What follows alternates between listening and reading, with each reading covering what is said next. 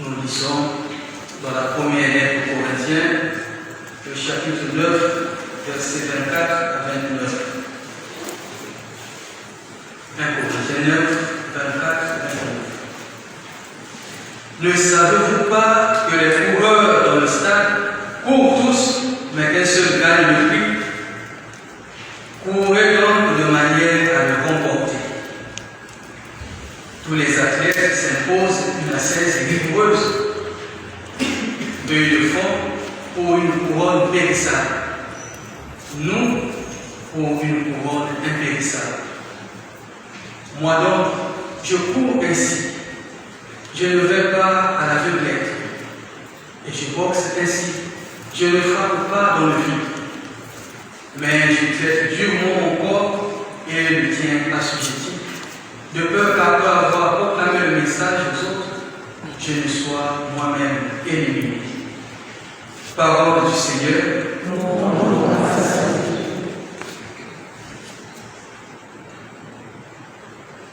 Voilà le texte de Paul qui nous apprend ce que c'est que le marathon spirituel. Commence par montrer que les athlètes courent, ils se lancent dans la course, mais qu'un seul remporte le but.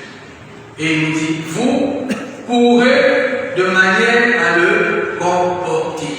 Courez de manière à le remporter. Quelle est notre détermination pour ce temps de marathon spirituel? Marathon, c'est toujours une épreuve. Le marathon appelle à l'endurance, à la persévérance. Le marathon invite à un temps de prière persévérante en vue de la guérison et de la libération du monde. Donc tous les marathons, l'objectif reste le même, c'est de remporter la victoire. On ne court pas en vain, on ne court pas pour perdre, on court toujours pour gagner. Même celui qui boite, lorsqu'il se lance, c'est toujours avec l'idée de gagner, remporter le but. Et pour ces temps difficiles, le pape nous propose de remporter la victoire contre Covid-19. En fait, la victoire, elle est déjà là, puisque nous avons fêté Pâques, nous avons vu le Christ est ressuscité. Donc la victoire, elle est là, elle nous a été offerte. Paul le dit dans Romains 8, 37, en tout cela, nous sommes vainqueurs grâce à celui qui nous a aimés. Donc la victoire, elle est déjà là. Mais tout ce qui nous est demandé, c'est de courir pour entrer en possession de cette victoire. C'est s'emparer, saisir cette victoire-là qui nous a été offerte par la mort et la résurrection du Seigneur. Covid, comme je le disais au début, n'est pas le seul obstacle du monde. Il y a bien d'autres pandémies dans notre vie. Pandémie de la haine, pandémie du manque d'amour, de jalousie, pandémie de haine, de méchanceté, de médisance, de tiédeur spirituelle aussi. L'absence d'une vie de prière, c'est aussi une pandémie qui dévaste notre âme. Et donc le marathon de prière concerne toutes ces situations qui font obstacle à notre vie, qui nous empêchent de nous épanouir, de connaître la joie. Le marathon est là pour nous réveiller, nous engager dans une lutte contre tout ce qui fait défaut dans notre vie. Et par la grâce de Dieu, nous sommes sûrs de remporter nous aussi des victoires. Alors comment faire un bon marathon de prière? Comment remporter la victoire? Remporter le but, comme dit Paul, courez de manière à remporter la victoire. Comment faire? Il faut bien connaître les codes du marathon spirituel. Sinon, on ne peut pas aller jusqu'au bout. Savoir comment on va se maintenir du 1er au 31 sans tomber, sans faire fausse route. Quelques étapes nous sont proposées. La première étape, c'est de se débarrasser. On ne court pas étant encombré, chargé des sacs de manteaux. On ne peut pas courir avec un manteau et les bottes du jardin. Ce n'est pas possible. Il faut déposer se débarrasser de tout ce qui nous alourdit pour être léger. Si on est léger, on peut à ce moment-là courir. Alors chacun de nous peut regarder dans sa vie des choses qui pèsent, qui l'empêchent d'avancer. Des sacs, des bottes, toutes ces choses-là, des manteaux qui pèsent. Il faut les déposer, se débrouiller, ne plus être chargé. Chacun peut faire la liste de ce qui alourdit sa vie. Se débrouiller de toutes ces choses-là. Paul, dans la lettre aux Éphésiens 4, 22, nous aide à identifier ce qui pèse, ce qui alourdit notre âme. Il dit c'est le péché.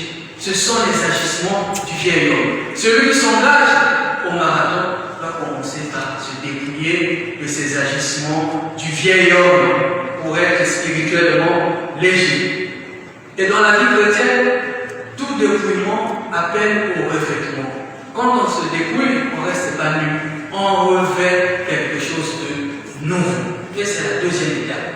Je me dépouille de ma tenue de vieil homme et je vais maintenant mettre la tenue du marathonien pour courir, pour marcher. Et quelle est cette tenue du marathonien? Romains 13, le verset 14. Revêtez le Christ. La première tenue du marathonien, c'est le Christ lui-même. Il s'agit donc de revêtir le Christ. Revêtir le Christ comme manteau. Et si on a revêtu le Christ, on va maintenant prendre son équipement. Ses baskets, ses gants, sa ceinture, casque pour courir, pour avancer. Revêtez-vous du Seigneur Jésus-Christ et n'ayez pas soin de satisfaire la chair avec ses convoitises. Notre première tenue pour le marathon, c'est le Christ lui-même. Et après, lorsqu'on a revêtu le Christ, il faut prendre son équipement. Nous irons dans Éphésiens 6, 10, 18. C'est très connu, l'équipement du chrétien. Ayez à vos reins la vérité pour ceinture. Revêtez la cuirasse de la justice.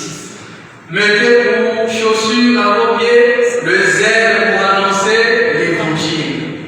Prenez par-dessus tout le casque de bouclier de la foi, avec lequel vous pouvez éteindre tous les traits enflammés du malin.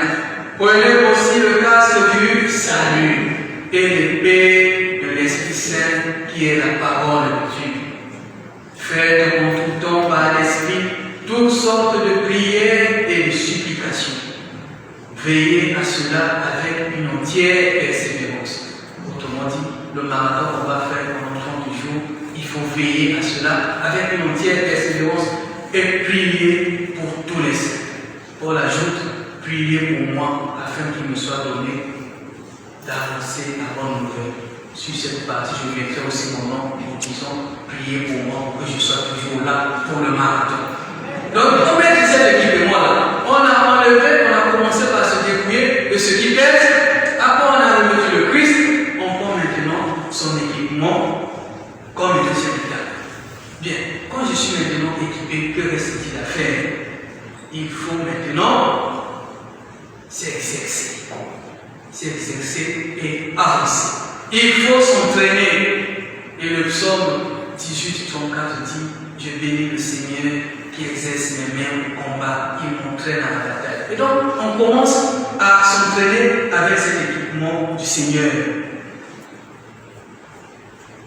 Pourquoi s'entraîner? Parce qu'il n'y a pas de victoire sans discipline. Il n'y a pas de victoire sans persévérance. Il n'y a pas de victoire sans sacrifice, sans effort. Il nous faut pratiquer les disciplines du marathonien. Personne ne remporte un prix sans discipline, sans s'exercer. Les Mbappé, ils marquent parce que quoi? Ils s'entraînent. Maintenant, nous avons pris l'équipement du Christ. Il nous faut, nous aussi, nous entraîner pendant 31 jours pour voir le fruit de notre prière et de nos supplications. Alors, comment s'entraîner? Premier élément de l'entraînement, c'est la prière. Prier sans cesse, nous dit le Seigneur lui-même. C'est-à-dire que la prière à compter de ce jour doit intégrer nos sages-repas. Si je décide de prier à 20 heures, pendant tout ce mois, je marque dans mon agenda que c'est 20 heures. Si le matin je commence à 5 heures, ben je marque que c'est à 5 heures. Ça va devenir un rendez-vous. Et j'essaie de maintenir ce rythme du 1er au 31. Je vous assure, quand on arrive à le faire, ça change notre vie spirituelle. Les choses changent. Donc, premier exercice spirituel du marathonien, c'est la prière. Et la prière au nom du commandement du Seigneur qui a dit prier sans cesse. Il faut donc transpirer spirituellement. Là, ce n'est plus une petite prière de 3 minutes, là, je vous salue à notre Père. Non, il faut transpirer pendant 31 jours. Sinon, on ne voit pas les fruits. Quelquefois, on se donne, on demande, lui, quand il prie, ça marche toujours. On va lui poser la question, comment il fait? Peut-être qu'il transpire tous les jours pour cette prière. Donc, nous aussi, essayons de nous exercer.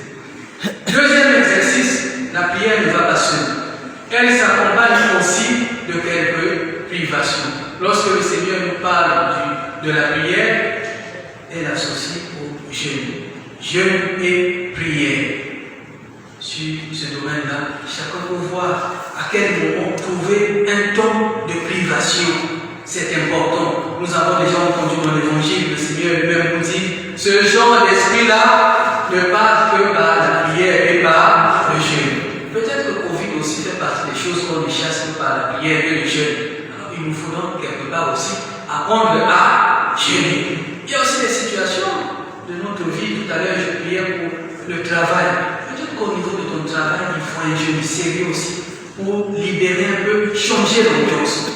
Peut-être qu'il faut un jeûne spécial aussi pour arriver à acheter cette fois-ci un CDI. Parce que tout le temps, CDD. Voilà. Jeûne et prière. Ce sont des disciplines à pratiquer. Il y a des situations qui ne sont renversées lorsqu'on jeûne et on prie intensément. Parce que le jeûne nous remplit de l'Esprit Saint. Troisième exercice, la piété. Attachement aux choses saintes. La piété. 1 Timothée 4, le verset 7. C'est Paul qui nous parle de la piété. Il nous dit, exerce-toi à la piété. Car l'exercice corporel est utile à peu de choses, tandis que la piété est utile à tout, ayant la promesse de la vie présente et celle de la vie éternelle. S'exercer à la piété, le coup avoir le coup des choses spirituelles. À cette piété-là aussi, il y a la pureté. On ne peut pas prier avec un cœur impur. Souvenons-nous de ce qui est dit dans les Béatitudes. Heureux les cœurs purs. Dieu exauce, le Seigneur exauce la prière qui vient d'un cœur pur. La pureté va s'étendre. Pureté des intentions, on s'étend. Pureté des pensées. Pureté aussi dans les paroles. Pureté dans les désirs. Pureté dans les sentiments. Piété, pureté, ça va aussi avec l'abstinence. 1 Thessaloniciens 4, 3 à 8, il nous est dit, ce que Dieu veut, c'est votre sanctification. C'est que vous vous absteniez de l'impudicité.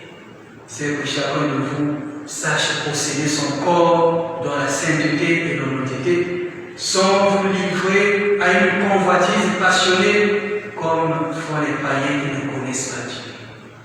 Il faut aussi pratiquer l'abstinence. Là, on va dire, il veut nous imposer son célibat de prêtre. Non. Abstinence, pureté, piété, ça va ensemble. C'est aussi ce temps-là d'expérimenter la valeur spirituelle de toutes ces choses-là pour faciliter une bonne prière. Les exercices continuent. Il y a aussi notre langue à exercer. Ça, c'est Saint Jacques. Jacques, le chapitre 3, versets 3 à 4. Il faut éviter de dénigrer. Il faut éviter les médisances, la critique, flatterie, mensonge. Tout ce qui sort là comme du venin, il faut l'éviter. Et c'est Saint Jacques qui nous le dit. Si nous mettons le mort dans la bouche des chevaux pour qu'ils nous obéissent, nous dirigeons aussi leur corps tout entier. Voici, même les navires qui sont si grands et que poussent les vents impétueux sont dirigés par un très petit gouvernail au gré du pilote. La langue, elle aussi, fait la même chose. Saint Jacques dit que la langue peut enflammer. Évitons en ce temps pour moi, Marianne, de passer notre temps à diffamer, à dénigrer. En tout cas, moi, je bouge mes oreilles du premier au 31. N'essaie même pas de me rapporter. Père, on a dit, je veux même pas entendre. Je cache mes oreilles. Et j'interdis aussi toute pratique. Elle nous entraîne dans les exercices spirituels.